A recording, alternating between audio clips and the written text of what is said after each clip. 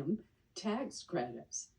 That means, according to our calculations, that a family of four living in Augusta, Maine, making $325,000 a year, which I can tell you would cover very few people in Augusta, Maine, qualify for a taxpayer-funded subsidy. Mr. White, do you think we should put a reasonable cap, phase it out so we don't have a cliff on who qualifies for these enhanced premium tax credits? Absolutely, yes. We need to understand that those subsidies above 400% of poverty are financed in part by taxes on working Americans. Exactly. Someone working in a bakery, a gas station, a lower income family is paying taxes to subsidize the subsidies for someone making $200,000, $300,000, $400,000 a year. That is not fair. So there needs to be some kind of recognition that we can't tax low-income people to pay for high-income people's subsidies. The second point I just make is there's no asset test on these enhanced subsidies. And so as an early retiree, I might have a sizable nest egg, maybe $1 million, and have an income of $200,000 and still qualify for a subsidy paid for by a lower working class American. That's not fair either. Thank you. Ms. Strauss, same question. Yeah, I agree that if we were going to keep the subsidies in place, that we would need to have some sort of an income cap on there. And then also for those people that potentially are underestimating their income to receive subsidies, they should be required to pay subsidies back at the time that they verify their taxes at the end of the year. So there should be some sort of, safety net that makes sure that they're paying the appropriate amount that they should be paying. Doctor, what about an income cap? I would have to get back to you on that. I have concerns about there are health expenses that people could have that could make their income problematic. My time has expired. For the record, I'm going to submit some questions on the use of invisible high-risk pools and reinsurance, which also can lower premiums. And we did that for a while, and we did it in the state of Maine with some considerable success. Thank you, Mr. Chair. Thank you, Senator Collins. Senator Murray. Thank you very much, Chair Cassidy. We got to be real here. We are a month into open enrollment, a full month. The time to save people from these huge increases in costs they're going to see because the ACA tax credits expired was before these premium hikes were all but locked in, saying, let's start talking about fixing this now, a month into open enrollment, instead of at any point earlier this year when we actually had time to stop premiums from skyrocketing or look at some of these different reforms. This is about as serious as expressing concern about RFK Jr.'s anti-vax crusade after voting to make him the most powerful public health official in the country. The time is out. Realistically, the only way now we can stop people from seeing these huge increases is a clean extension and a longer open enrollment. And I think we should be honest about that. I appreciate, Mr. Chairman, the ideas being tossed around, even if I have some concerns with some of the proposals.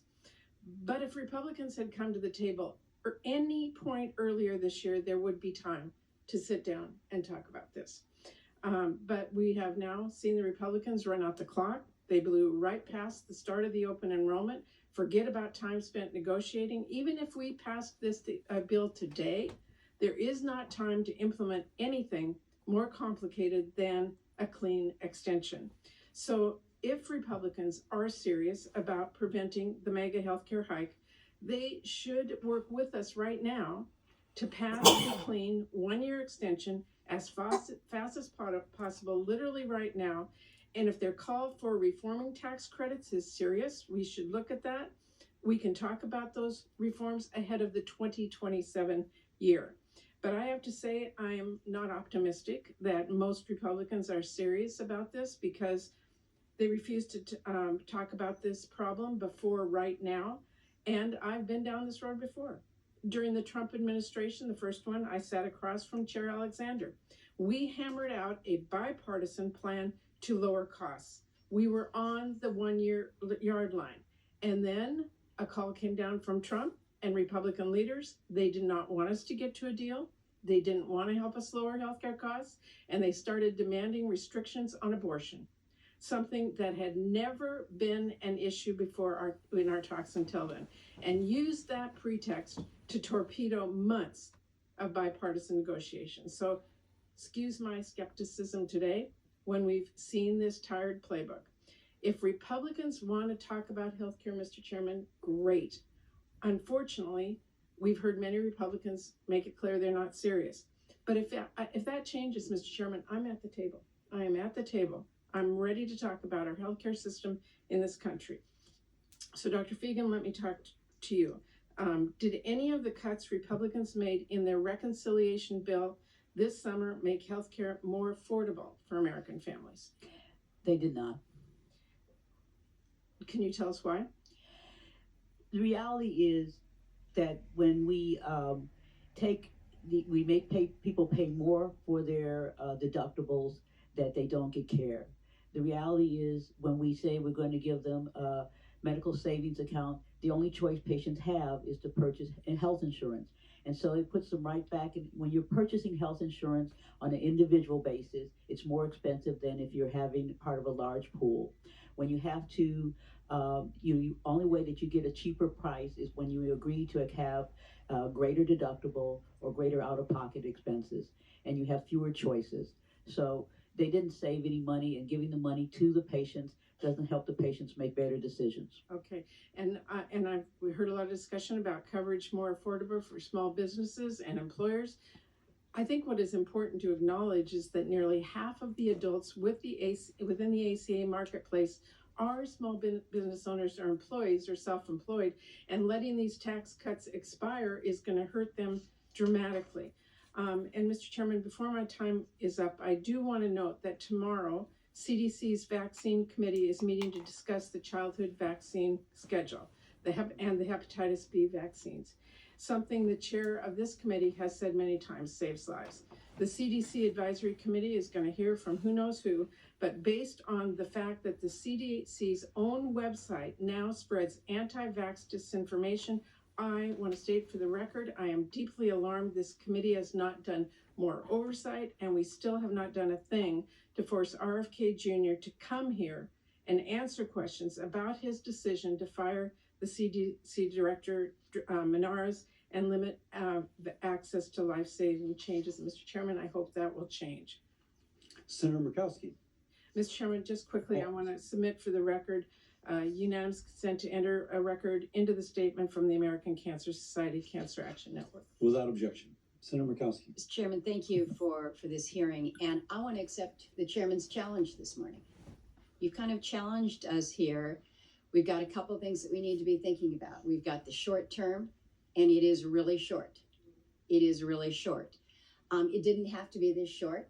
I believe it was December 12th of last year that I raised a flag about this, that we were going to see this, we were going to be dealing with this cliff, and it wasn't going to be comfortable. And for a host of different reasons, that conversation was deferred early in this year, and things started to heat up this summer. And we are where we are. But I am in the same camp as Senator Collins has outlined as a Republican who cares deeply about this issue, because my home state of Alaska appears to suffer some of the most extremes of the extremes when we're talking about these high costs. And people are expecting us to come up with a solution. They're looking at this cliff and saying, what we are paying already, to your point, sir, the status quo is not sustainable. But if we fail to act, if we fail to do something relatively soon here, the consequences are severe to people. When you're talking about close to 1/3 of your family's income going towards your health care coverage. I got a text from a friend over the Thanksgiving break here, and she was telling me about the insurance that she and her husband currently have. They are in their late 50s. She says this was before the ACA. For 2 years, they paid $2,600 a month, $30,000 a year for a terrible plan, high deductibles, no dental, no vision, terrible plan.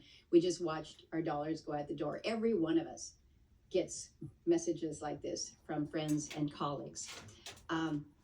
They were able to receive support through the subsidies. Their premiums went down to $500 a month, and then even lower than that. And then just recently, they got their notice saying that for the exact same terrible plan, they're going to be paying $3,000 a month, $36,000 per year. And she asked me the question. She says, I asked you why you voted against the repeal of the ACA back then, and you said it was because there wasn't a replacement. Have you or others been able to come up with a replacement? So we got two issues here. We've got a situation where she's now going to be looking at $36,000 a year that she and her husband are going to be paying. But she also fairly wants to know, what's the plan here for reducing overall cost of care? And Mr. Chairman, I think you've pegged it here. We need to address the short-term reality that we are facing, and we need to be looking long-term. And again, this is the role of this committee, to be doing exactly that. And so I want to focus on not the message, not to be able to say, I told you so, it was coming, but I want to be able to say, we have helped address this. I think we're going to need to have a short-term extension, but I think we can put reasonable caps on. I think that we can put some of the parameters that we have been talking about. There's no great secret sauce here to how we're going to deal with this particular dilemma that we're in, but we've got to be looking longer term to how do we ultimately reduce these costs of care. I have 1 minute left in my comments, and I want to ask a question about kind of the longer term, because we're going to work out or not work out whether people like my friend are going to be going off of this cliff and making a decision that they're not going to be covering themselves potentially. But we focus a lot, or we talk a lot about the prevention side, and we know that if we can keep you from getting sick in the first place, we save some money. I've been watching what we've been doing recently, and I'm concerned that we're seeing some major cuts to public health and prevention funding. I worry about that because I think that actually helps us in the long run. If you had to pick one or two prevention type programs that have the strongest evidence for reducing long-term costs, what would you tell us to prioritize? And you got 2 seconds. Mr. White, quickly, what would it be? I would allow premium discounts in the individual market for wellness programs. Those are currently illegal. We can incentivize people to take better care of themselves through financial incentives. Yeah. Ms. Strauss? I would open up HSA accounts to allow for more holistic and preventive services to flow through those accounts. And then also really highlighting direct primary care and the ability that we have to go lower prices through direct primary care and making sure people are actually getting the care that they need. I think primary care as well as screening. We chart, pap smears, colonoscopy, the things that we know save lives. Thank you, Mr. Chairman. Thank you, Senator Murkowski. Senator Baldwin. Thank you, Mr. Chairman. As much as we disagree on things, I just want to note the underlying agreement that this system needs a lot of reform. And Mr. Chairman, you opened up with saying we have 3 weeks. We have 12 days. That's how long we have until open enrollment closes. And obviously we could take some future action to extend open enrollment. But this is something, there's an immediate issue. And then of course, there's a lot of agreement on the structural and systemic problems in our healthcare system. I want to make a point that just under 50% of Americans get their health insurance through employers or group insurance. 20% are on Medicaid, 15% on Medicare. 1% on TRICARE or VA, and just over 6% are in this market. There are problems with this market, but I have to say that abandoning the ACA by getting rid of these, and trying to overturn it or destruct it is not going to solve the system as a whole. And many of our